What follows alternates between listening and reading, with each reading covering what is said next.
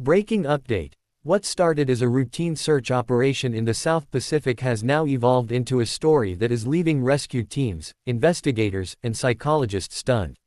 Late Tuesday evening, authorities confirmed the discovery of 8 children alive on a remote, uninhabited island, 1 boy, just 7 years old, and 7 girls ranging in age from 8 to 13.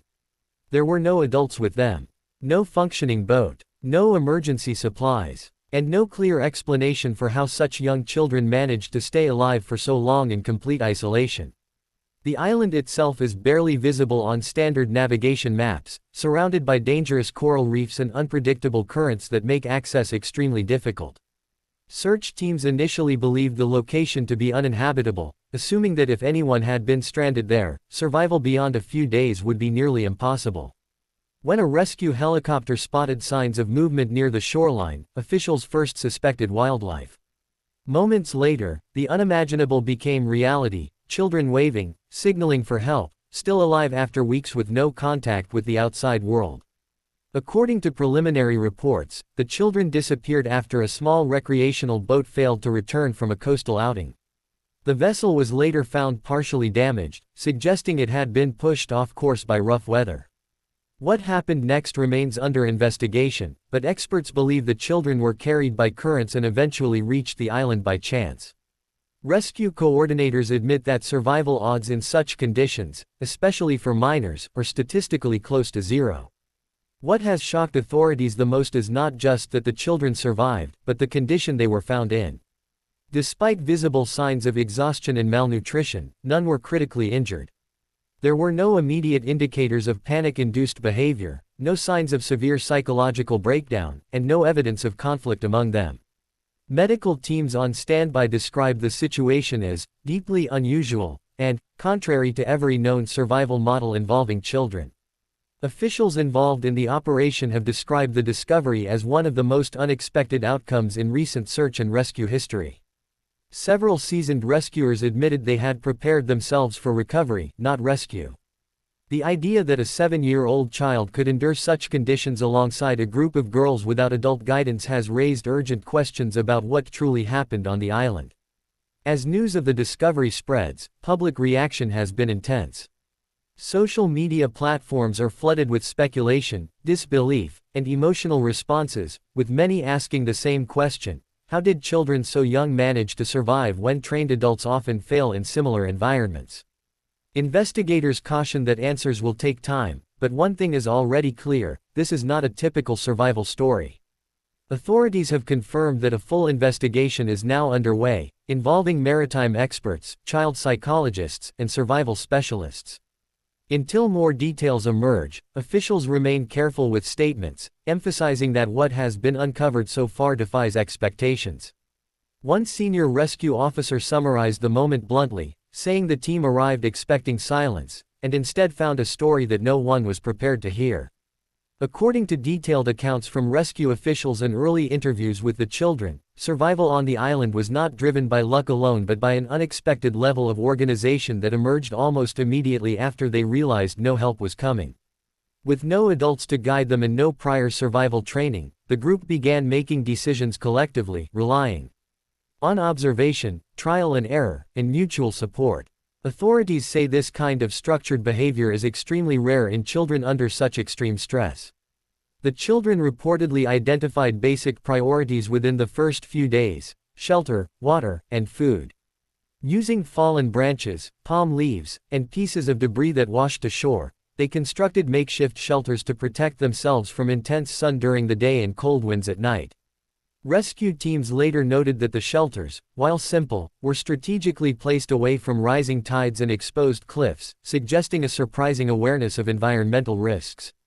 Fresh water, often the biggest challenge in island survival scenarios, was managed through improvised methods. Investigators believe the children collected rainwater using large leaves and hollowed natural surfaces, storing it in whatever containers they could salvage. Officials emphasized that dehydration usually becomes fatal within days in such conditions, making this adaptation one of the most critical factors in their survival. Food sources were limited and unpredictable. The children foraged for edible plants, coconuts, and shellfish near the shoreline, learning through observation which foods were safe. There are no indications that they consumed anything toxic, a detail that experts say borders on extraordinary given their age and lack of experience. Meals were shared evenly, and no single child was given priority, according to rescue medics who assessed them upon extraction. One of the most unexpected aspects of the case involves the 7-year-old boy. While authorities initially assumed he would be the most vulnerable, interviews suggest he played an important role in maintaining emotional stability within the group. The boy reportedly helped distract the others during moments of fear by telling stories, initiating simple games, and encouraging routines. Psychologists involved in the case say emotional regulation can be just as vital as physical survival in prolonged isolation. The children also established informal routines, assigning simple tasks such as collecting water, gathering food, and maintaining the shelter area. This structure helped reduce panic and created a sense of purpose, something experts say is often missing even in adult survival situations. There were no reports of aggression, dominance struggles, or social breakdown, which continues to puzzle specialists reviewing the case. Medical examinations revealed signs of weight loss, fatigue, and exposure, but nothing life-threatening. Authorities stressed that survival in such an environment typically leads to severe injuries or psychological trauma, especially among minors. The absence of these outcomes has prompted experts to reevaluate long-held assumptions about children's capabilities under extreme conditions. As investigators continue gathering testimonies, one conclusion is already forming: survival was not the result of a single leader or moment of bravery, but of cooperation, adaptability, and emotional resilience. Officials say the children's ability to function as a unit may ultimately become the most significant lesson to emerge from this extraordinary case.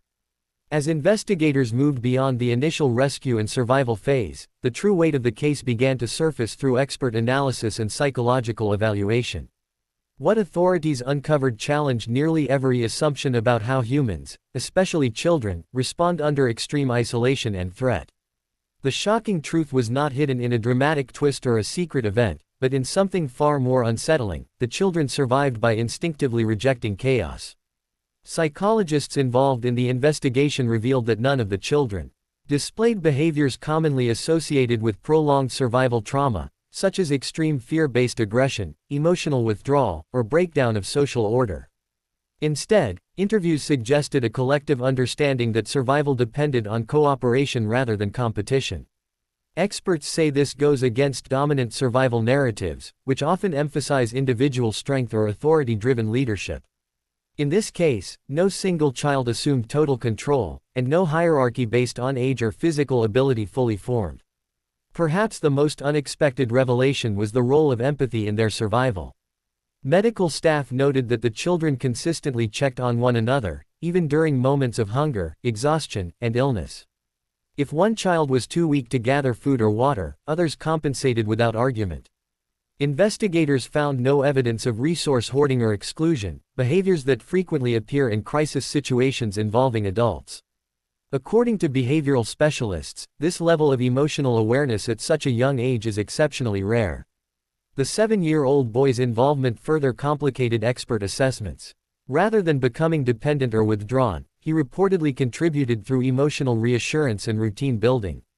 Psychologists explain that his presence may have actually strengthened group cohesion, forcing the older children to act with greater responsibility and care.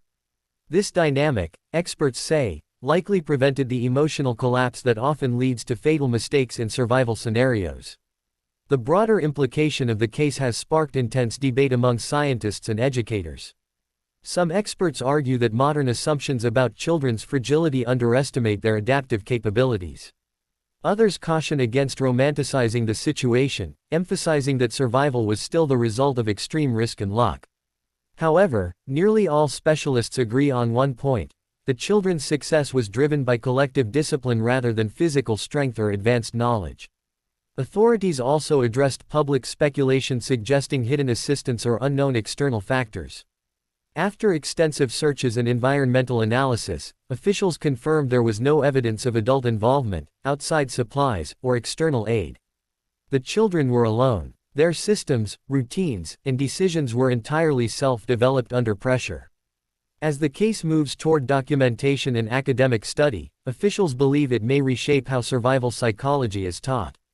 The incident highlights the importance of cooperation, emotional intelligence, and shared responsibility, factors often overlooked in traditional survival training.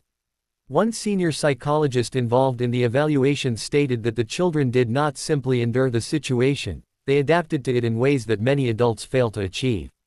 In the end, the most disturbing truth may be how unprepared the world was to accept this outcome. The story defies expectations not because of where it happened, but because of who survived. What was expected to be a tragedy instead became a rare demonstration of human resilience at its most fundamental level, forcing experts to reconsider what survival truly depends on.